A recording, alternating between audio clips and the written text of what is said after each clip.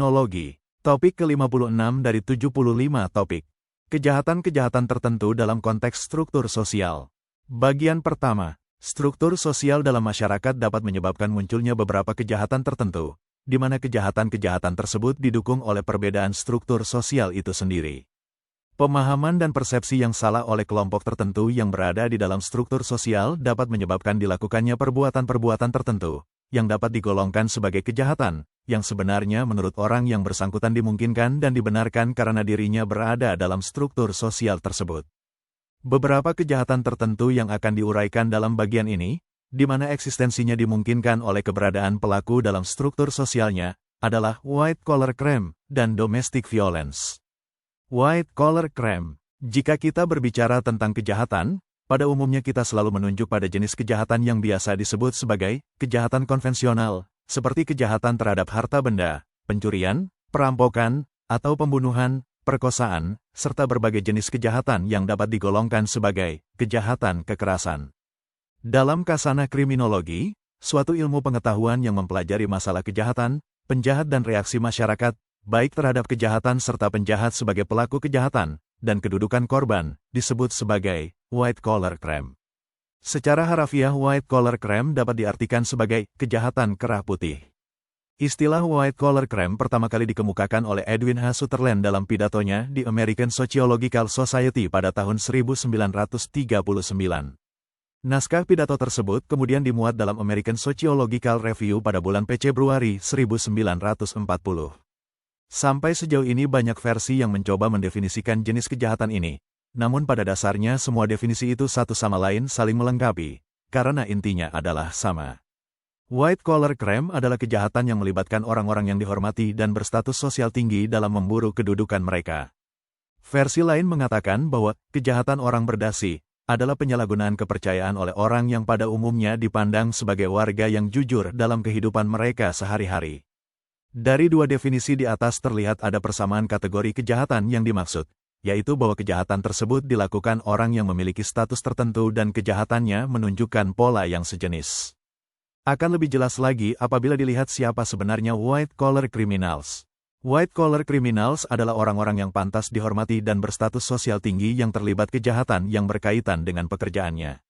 Penjahat berdasi adalah orang-orang terbaik, orang terhormat, jarang ada yang miskin dan sering kaya raya. Dalam banyak contoh, mereka tergolong orang yang paling berkuasa dan bergengsi dalam masyarakat. Mereka berbohong, mencuri dan menipu.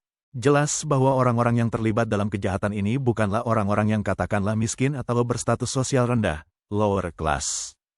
Mereka adalah orang-orang yang berasal dari kalangan atas, upper class, yang berkedudukan tinggi di dalam pekerjaannya.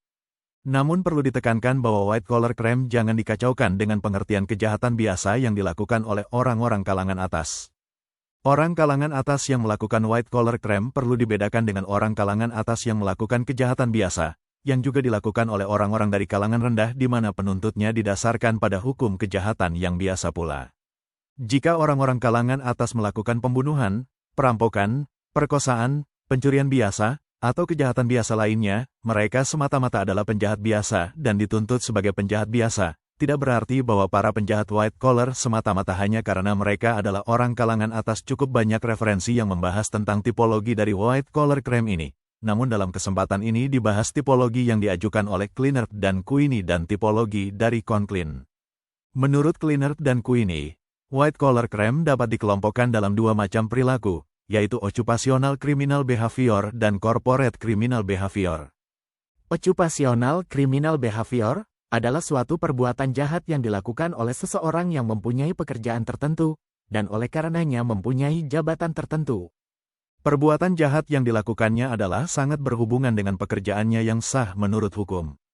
Dengan kata lain, karena jabatannya lah seseorang dapat melakukan suatu perbuatan jahat. Corporate criminal behavior adalah perbuatan jahat yang dilakukan oleh korporasi. Corporate criminal behavior biasa juga disebut sebagai organizational occupational crime. Sedangkan tipologi yang diajukan oleh J.F. Conklin tentang white-collar crime adalah sebagai berikut. A. Kejahatan korporasi. Beberapa contoh perilaku penyimpangan atau pencurangan yang pada akhirnya dapat terwujud sebagai tindak kejahatan yang dilakukan oleh korporasi antara lain adalah iklan yang menyesatkan, yang pada akhirnya dapat merugikan konsumen demi meraih keuntungan pribadi atau korporasi. Penipuan atau penggelapan pajak, seperti memberikan keterangan tidak benar dalam bea masuk, keterangan tidak benar dalam perbankan atau pasar modal, memberikan keterangan palsu dalam proses penilaian kredibilitas perusahaan, dan sebagainya. Penyuapan terhadap berbagai pihak untuk melancarkan izin-izin operasi, dan sebagainya. Eksploitasi tenaga buruh yang nyata-nyata mengabaikan aturan-aturan perburuhan. Memproduksi barang yang membahayakan. Pencemaran lingkungan oleh pabrik. Penyimpangan dan pencurangan di bidang asuransi. B. Kejahatan yang dilakukan oleh pegawai perusahaan. Beberapa contoh kejahatan yang dilakukan oleh pegawai perusahaan oleh karena pekerjaan dan jabatan yang dimiliki antara lain adalah penggelapan uang atau membuat biaya-biaya tidak benar, seperti membuat pembukuan ganda, membuat neraca laba rugi secara tidak benar, serta beberapa bentuk penyimpangan dan pencurangan akuntansi lainnya. Pencurian oleh pegawai. C. Kejahatan yang dilakukan oleh pegawai pemerintah. Kejahatan jenis ini sebagian besar adalah sama dengan jenis kejahatan butir kedua. Namun dari segi kerugian, apabila penyimpangan yang dilakukan oleh pegawai pemerintah tersebut menyangkut masalah kebijakan umum, maka akan berdampak luas dan mempunyai tingkat keseriusan yang tinggi. Beberapa jenis penyimpangan dan kecurangan yang dapat disebutkan, antara lain adalah kebrutalan polisi, menerima suap, penggelapan uang. Khusus penyimpangan atau kecurangan, menerima suap, jika hal tersebut dilakukan oleh aparat penegak hukum, maka akan sangat memengaruhi penegakan hukum yang seyogyanya justru diperlukan untuk menanggulangi white collar crime, serta kejahatan jenis lainnya, itu sendiri. Secara langsung atau tidak langsung, pihak yang seyogyanya dapat menanggulangi white collar crime kini telah menjadi white collar kriminal.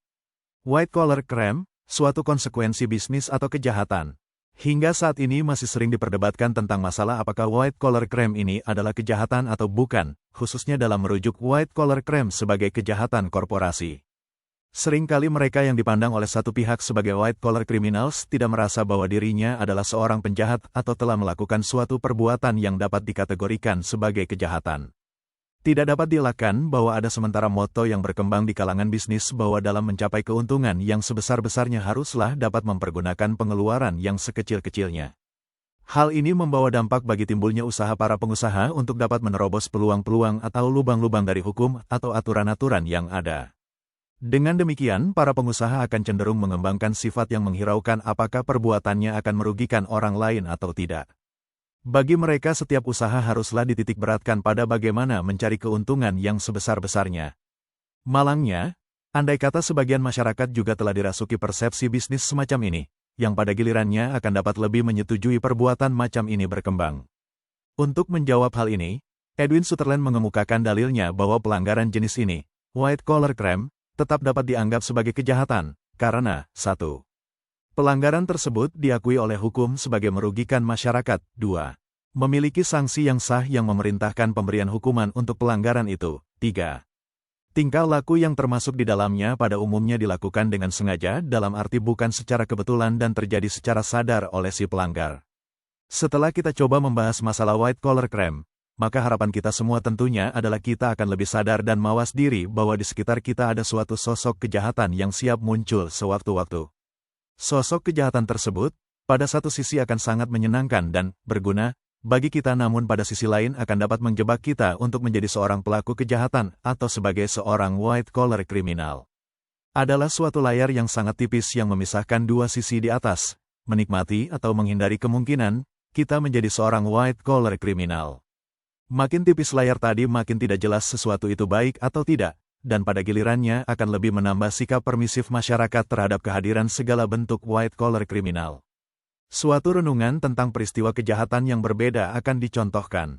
Jika kita mendengar ada suatu perampokan atau perkosaan, kita akan dengan leluasa dan antusias membicarakannya, entah mengutuk si pelaku entah menerka-nerka latar belakang dilakukannya perampokan atau perkosaan tersebut. Namun jika kita mendengar ada penyelewengan perusahaan atau korupsi yang dilakukan oleh atasan kita di kantor, kita akan malas membicarakan, karena kita anggap sudah wajar bila seseorang pejabat dapat melakukan korupsi atau penyelewengan lain. Sikap-sikap yang demikian jika berkembang terus di dalam masyarakat, maka akan lebih menyuburkan timbulnya white collar crime itu sendiri. Itulah materi ke-56 teori kriminologi. Channel ini membantu memahami mata kuliah bagi para mahasiswa di perguruan tinggi manapun di Indonesia, maupun masyarakat umum.